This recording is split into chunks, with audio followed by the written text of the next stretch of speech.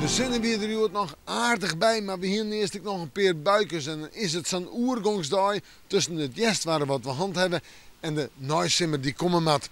Wel, joen en vannacht vrij helder waar, droeg waar, ik prachtig voor alle activiteiten die boeten plakvinden. En we hebben het vannacht over een temperatuur om er bij de 8 of de 9 graden heen op het verste loon, richting kust- en waardgebied. Tolbe 13 graden. Ja, en het blijft droog. Misschien komen ze op een mistbank, dat wel. En de wind, nou, die komt uit west tot zuidwest waai, is zwak of matig, neemt aan, maar die zal in het waardgebied vrij krachtig worden.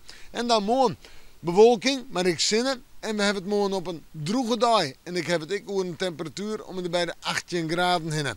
Ja, dat komt misschien hegen, maar het is al een noffelijk waartype. Want de wind is net al te sterk, west-zuidwest, zwak of matig in het waardgebied. Eerst nog eens eventjes vrij krachtig en daar blijft het bij.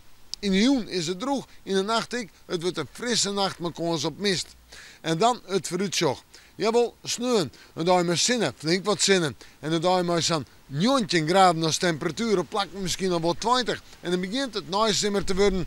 Een zwak ontmatige wind uit zuidelijke richting, zuid-zuidoost. En dan zetten we terug naar de sneeuw. 20 graden, een warme dag. Dat wordt maar flink wat zinnen. Volop naaisimmerwaar. En naaisimmerwarmte, ik op manje, maar zo'n 20 of 21 graden. Maar dan een lietse complicatie, maar wat rein of een paar buikers en meest bewolkt waar. Nou manje weer herstel richting zinnen en droeg waar. We moeten morgen maar weer even in het waarsjen.